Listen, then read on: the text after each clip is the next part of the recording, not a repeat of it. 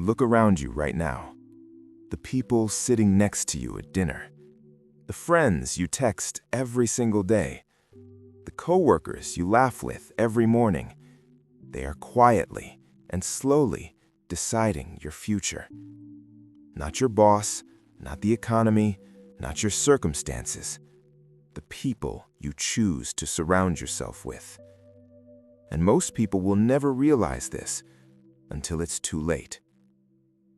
My name is your name, and today I'm going to share with you one of the most powerful and most uncomfortable truths that Jim Rohn ever spoke. A truth that changed my life, a truth that might make you lose some friends, but a truth that, if you truly understand it, will set you free. Jim Rohn was not born successful.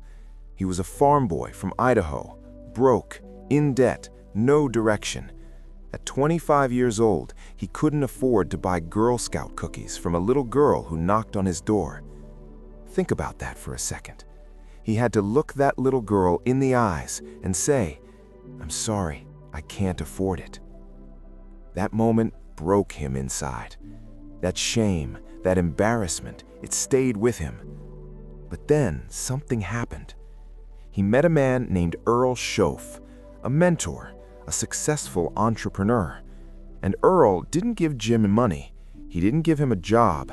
He gave him something far more valuable. He gave him a philosophy. And one of the very first things Earl told Jim was this: "Jim, take a look at the people closest to you. Really look at them, because who you spend time with is who you become." Jim listened. He changed his circle.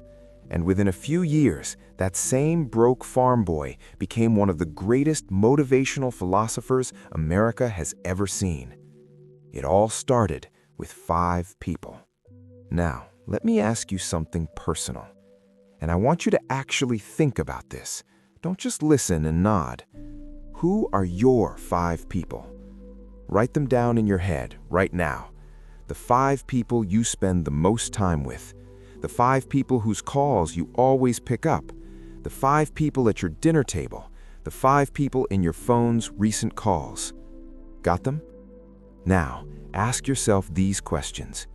Are they readers or are they complainers? Are they building something or are they watching others build? Are they talking about dreams or are they talking about other people? Are they waking up with purpose or are they waking up just to survive?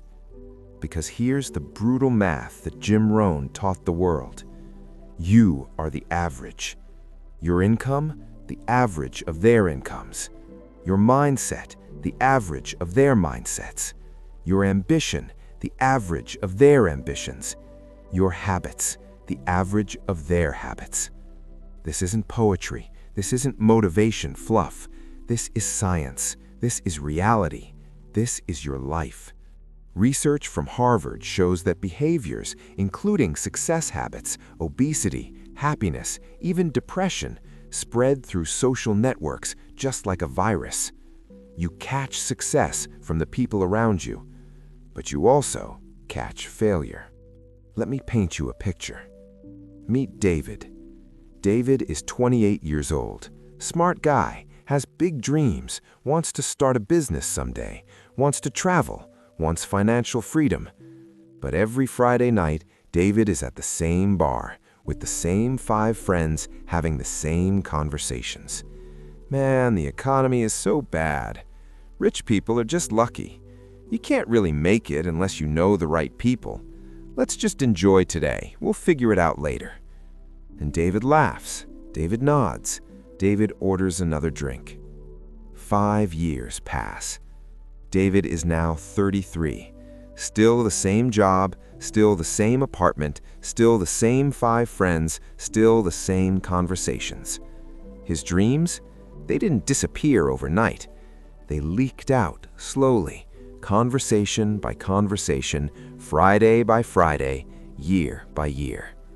The people around him didn't stab his dreams. They just slowly drained them. And the saddest part, David doesn't even know it happened. He thinks he just got unlucky. He doesn't realize He chose his outcome the moment he chose his circle. Jim Rohn said something that I want you to burn into your memory forever. He said, you must constantly ask yourself these questions. Who am I around? What are they doing to me? What have they got me reading? What have they got me saying? Where have they got me going? What have they got me thinking? And most important, what have they got me becoming? Read that again. What are they doing to me? Not what are they saying to me? Not how do they treat me? What are they doing to me?